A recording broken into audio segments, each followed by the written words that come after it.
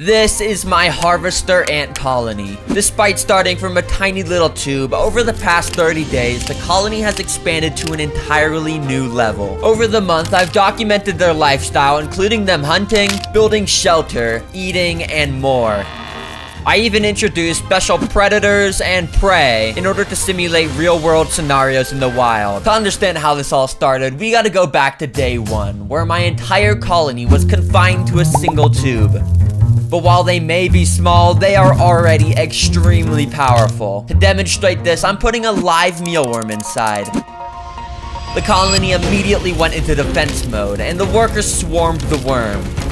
While half of the ants used their mandibles to crush the worm's exoskeleton, the other half gathered around the queen and larvae to protect them from the potential threats. Using their stingers, they injected a potent venom into the worm to paralyze it. The mealworm stood no chance, and its only purpose now was to serve as food for my colony over the next few days. But I could tell the colony was getting way too big for this tiny tube, and they were even trying to break their way out. So I figured now is a good time to expand them into a bigger home. This is a hybrid nest, and it's gonna be their new home. So I connected vinyl tubing, and soon enough, one of the ants started to walk towards the new nest. After discovering it, she traveled back to her home to tell the rest of the colony about the newfound land. And slowly, over the rest of the day, everyone moved into the nest.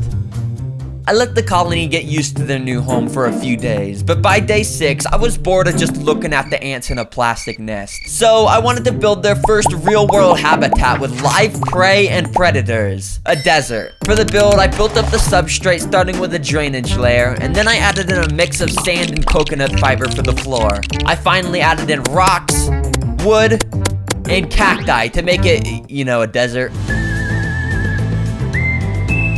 The desert was complete, so I connected the ants with another vinyl tube, and quickly a couple workers ventured into the uncharted territory.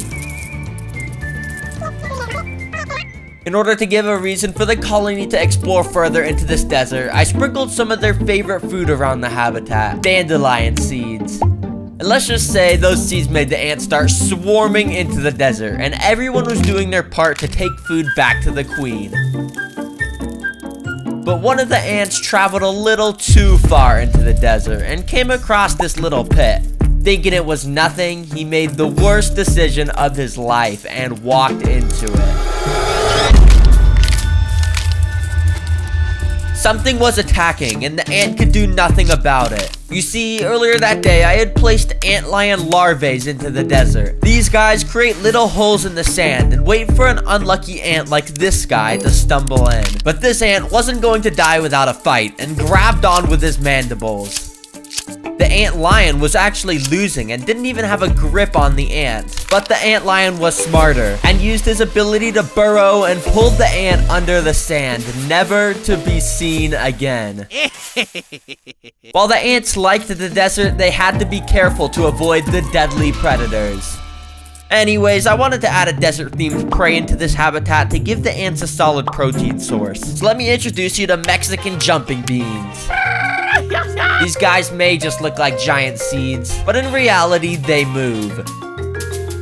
That's because inside of each of these beans is a little caterpillar that would eventually turn into a beautiful moth. But these caterpillars will not be turning into moths because the ants are going to eat them. Now, to be honest, I thought the ants would just swarm the jumping beans and dig their way into them, but in reality, they didn't really react to them. So I had to expose the juicy prey inside by cutting them open myself and putting them right next to some of the colony.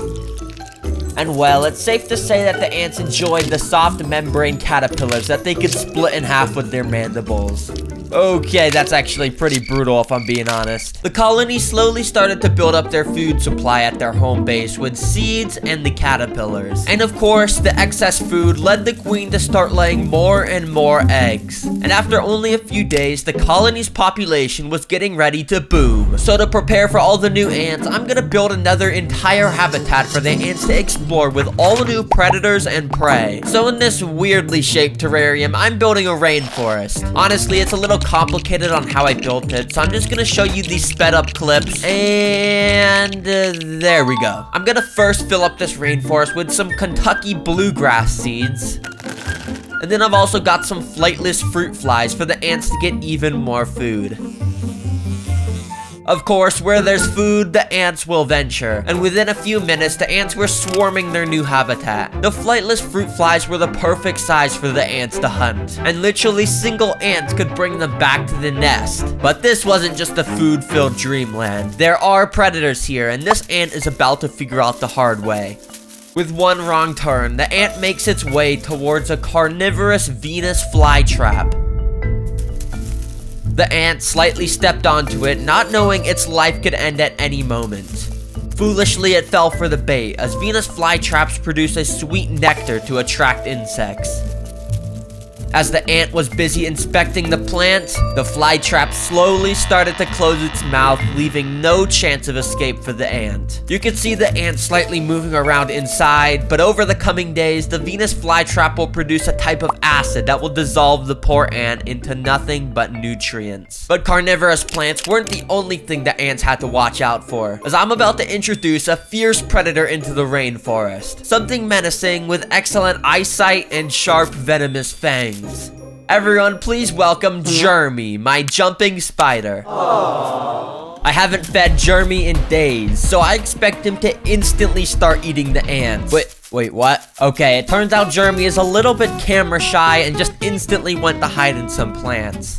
I tried to push him out so I could film him eating some of the ants, but he just went and hid at another place where I couldn't even see him. Well, Jeremy is in this rainforest, and when he does decide to come out, these ants better be careful. Yeah. It was now day 23, and today I wanted to simulate some natural disasters across not only the rainforest, but also the desert to see how the ants will react. Of course, over in the desert, I'm going to create a sandstorm. So I brought over my hairdryer and turned it on.